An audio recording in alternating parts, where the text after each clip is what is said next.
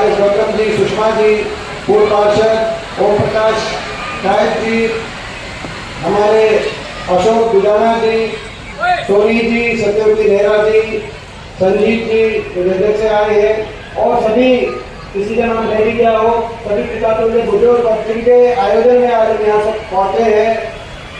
मेरे नौजवान साथी, मेरे भाई को मैं बहुत बहुत बधाई देता हूँ कि आज गुड़गांव की इस पावन धरा पर इतना भव्य आयोजन कबीर जयंती के उपलक्ष्य में, शिरोमणि संत कबीर जयंती के उपलक्ष्य में ऐसा बड़ा और भव्य आयोजन जिन्होंने करने का कार्य किया। और जो मैं देख रहा था आज आप सबके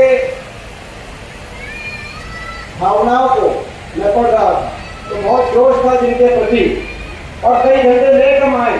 अभी तो 7 बजे का समय हो गया है, 5 बजे का समय था, कई घंटे लेट हम यहाँ पहुंचे, लेकिन आप इतनी बड़ी संख्या में जिनके यहाँ पर सारे उपस्थित हो तो मेहनत दिखा रही है।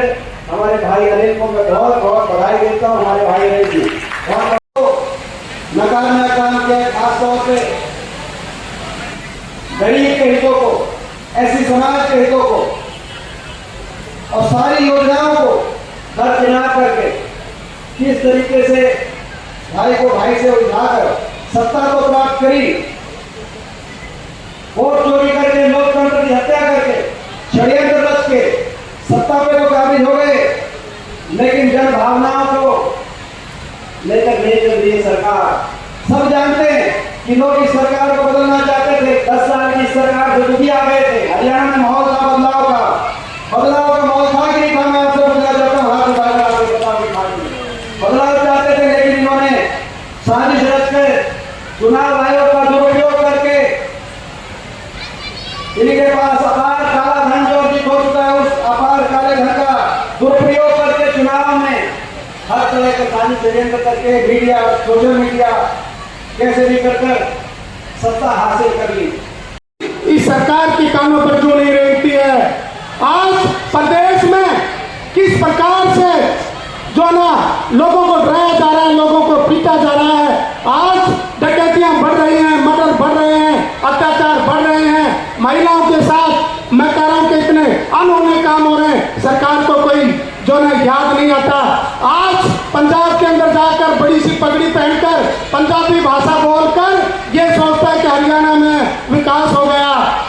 2047 विकसित भारत की बात करते हैं ये लोग। आज मैं गया था जमालपुर में, लोग पानी के लिए तरस रहे हैं, पानी मांग रहे हैं, पानी नहीं मिल रहा लोगों को पीने का, तो आप विकास की बात करोगे? तो साथियों, हम आपस में लड़ना आप लोगों ने समझना होगा।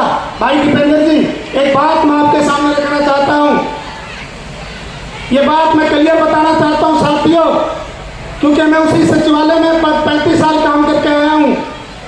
हमने ये लोग आपस में लड़ा तो देते हैं, लेकिन अधिकारों की बात, अधिकार कैसे मिले? जब आप हमारी सरकार बनाओगे, जब आप कांग्रेस की सरकार बनाओगे, मैं ये वादा करता हूं कि आप बीएससी ओएससी भूल जाओगे, कोई भी समाज हम पीछे नहीं रहने देंगे, क्योंकि प्रदेश का 20% बजट जो टोटल बजट है प्रदेश का 2.25 लाख बजट होता है, और 2.25 लाख करोड़ बजट में हम 40-42 हजार करोड़ बजट बनता है।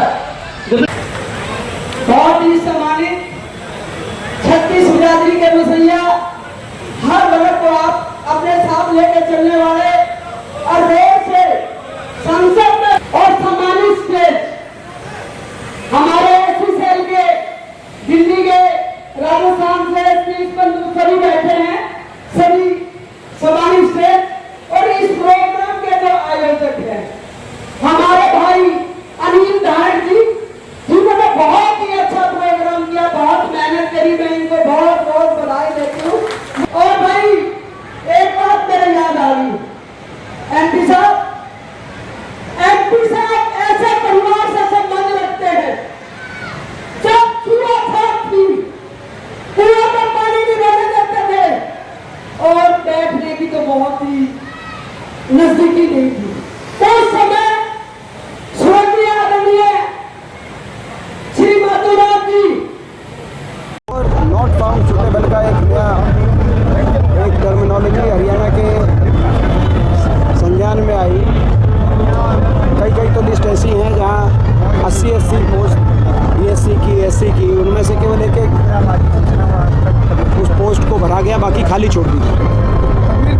और कई बार ऐसा है कि 70 भर्ती हुई, जिसमें से 69 भर्तियाँ बाहर के बच्चों की हुई और केवल एक ही हरियाणा की। ये है हरियाणा में आज भारतीय जनता पार्टी का चाल चरित्र और चेहरा है, और इसको लेकर हम लड़ाई लड़ रहे हैं। हरियाणा के युवा देश में सबसे ज़्यादा बेरोजगारी का सामना कर रहे हैं और उनकी इस लड़ाई को हम लड़ रहे हैं।